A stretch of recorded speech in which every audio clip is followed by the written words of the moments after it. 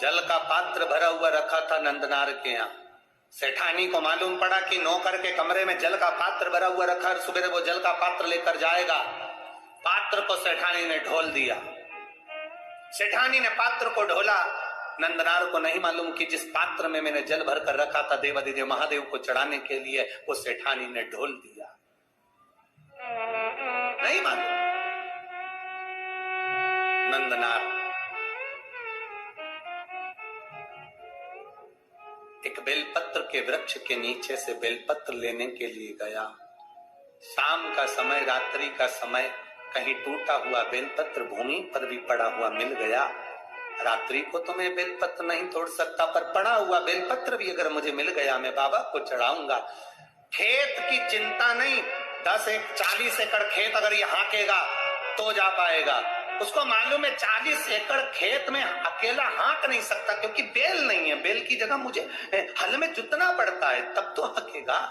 अब कौन, तो उसको मालूम है जा नहीं सकता, पर बेलपत्र तो लाके रख सकता हूं। मेरा विश्वास कहता है मेरा बाबा यहीं आकर बेलपत्र ले जाएगा। नंदनार बस अंदर भवन में गया। पात्र ढुले पड़े थे।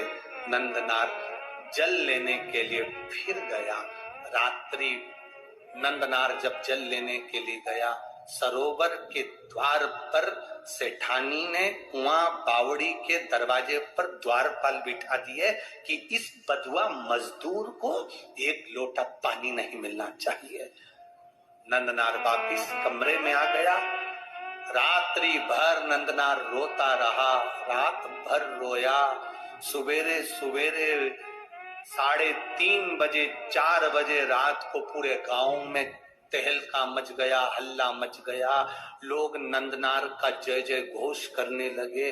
गजब का नंदनार है रे। 40 एकड़ जमीन को नंदनार ने आधी रात को ही हाँक दिया। आधी रात को नंदनार ने 40 एकड़ जमीन को हाँक दिया। नंदनार तो हाथ में 2 पात्र, 2 कलश लेकर, 2 लोटे लेकर नंदनार रात भर एक खंबे से टिके हुए रोते हुए पीड़े पड़े हुए थे। 40 एकड़ जमीन नंदनार ने हाँक दी। नगर में सूचना गई, सेठानी को सूचना गई, सेठ को सूचना गई। दोनों बाहर निकल कर आए। 40 एकड़ जमीन हाँकी हुई थी, उसमें बीज बोया हुआ था। सारे नगर के लोग आकर नंदनार को गले लगा कर कहते हैं, नंदनार तूने ये 40 एकड़ जमीन को एक रात में कैसे हाँक दिया? नंदनार की आंख में जल भरा था। देखा तो दोनों लोटे जल से भरे थे। नंदनार ने कहा, ये मैंने नहीं हाँकी, ये लोटा जिसने भरा है उसी ने ये जमीन हाँकी है। वो शिव है, शिव ओघड़ी। गांव के लोगों ने कहा, जाओ नंदनार शंकर के मंदिर जाओ।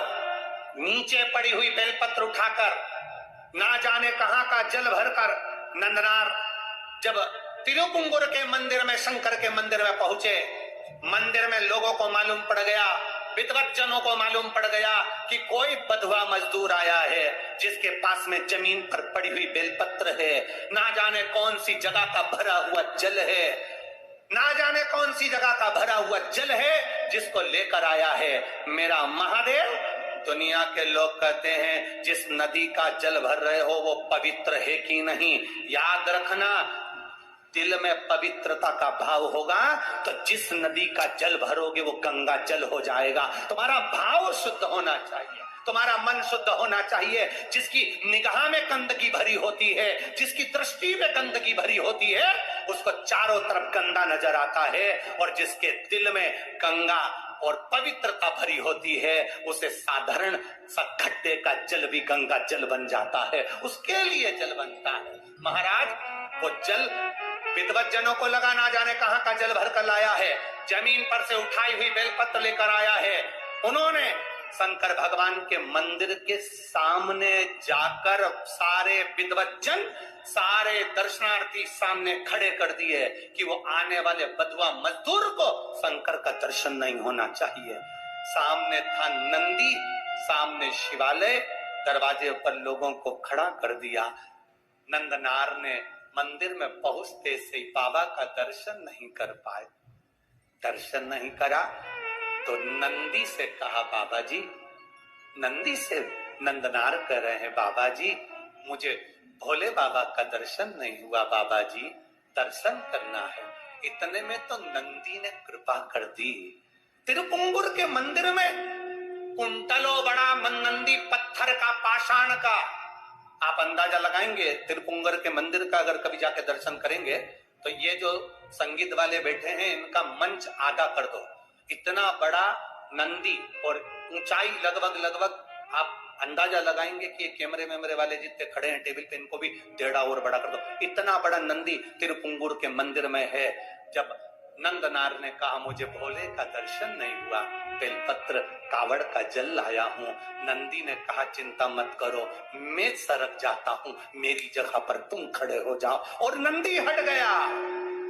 भारत की भूमि का वो मंदिर तिरुपुंगुर का, तमिलनाडु का वो मंदिर जहां आज भी शंकर भगवान के शिवलिंग के सामने से नंदी, नंदनार के लिए पत्थर का मंदिर खसक गया था, और शंकर जी मंदिर से बाहर आकर कावड़ के जल को अपने ऊपर चढ़वा रहे थे। वो तिरुपुंगुर का मंदिर था, वो शिव का मंदिर। सहजता कहाँ है? शिव तत्व की प्राप्ति है शंकर की अविरल भक्ति, शंकर की अविरल भक्ति। आप दिल से उसको रिझाएंगे, वो दिल से मिलेगा। आप दिल से उसको मनाएंगे, वो दिल से मिलेगा। आपकी दृष्टि के अनुकूल सृष्टि की रचना है। आपके मन में पाप भरा है, कपट भरा है, छल भरा है, बेईमानी भरी, प्रपंच भरा, और त्रिपुंड लगाकर और खूब जोरदार कपड़े मपड़े पहनकर रुद्राक्ष की माला धारण कर भगवान को रिझाने का प्रयास करोगे, 24 घंटे बैठकर अभिषेक पूजन करोगे, मेरा महादेव प्रसन्न नहीं होगा। मेरे महादेव को प्रसन्न करने का एक तरीका है कि उसको दिल से रिझाओ। निर्मल मन सोमोहि पावा, मोहि छल छिद्र कपट न भावा। भगवान को दिखावा प्रिय नहीं, भगवान को तुम्हारा भाव प्रिय है।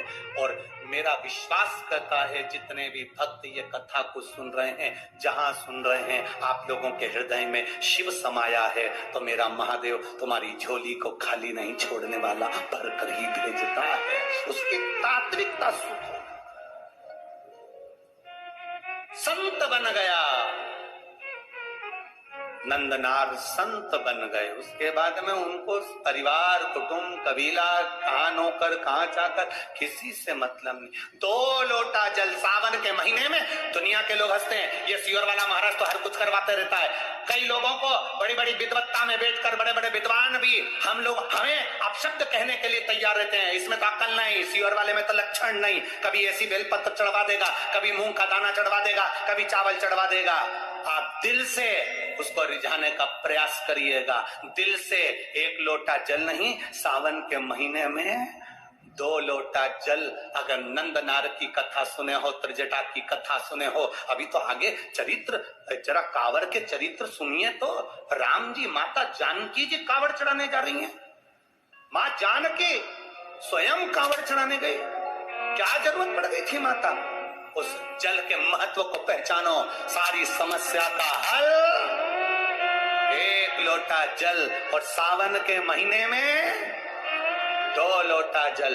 लोग हंसते हैं, कभी कनेर का फूल चढ़वा देता है महाराज, कभी दुर्वा चढ़ा देता है, कभी समी का पत्ता चढ़वा देता है महाराज। लोग बड़े बड़े आश्चर्य में पड़कर अपशब्द कहते, ताने देते हैं, बड़ी बड़ी पीठों पर बैठकर अपशब्द कहते हैं, निंदा करते हैं 24 घंटे। फिर भी हम निंदा सुनने को तैयार हैं। बस आपसे इतना सा निवेदन है कि मेरे महादेव की भक्ति मत छोड़ना, तो वो तुम्हें नहीं छोड़ने वाला। उसका स्मरण मत छोड़ना, वो तुम्हें नहीं छोड़ने वाला। जपते रहो पंचाक्षर मंत्र नमः शिवाय, जपते रहो षडाक्षर मंत्र ओम नमः शिवाय, जपते रहो श्री शिवाय नमस्तुभ्यम, जपते रहो राम नाम, जपते रहो कृष्ण नाम। तुम्हारे भीतर भगवान की अविरल भक्ति को प्रारब्ध से, आनंद से प्रवेश कराने का प्रयास करना, वो तुम्हारे भीतर बैठेगा, आएगा तुम्हारे भीतर, कर जाएगा। लाखों के दुखड़े जो हर गया डमरू वाले, तो मेरे दुखड़ों को देख कर क्यों डर गया डमरू वाले।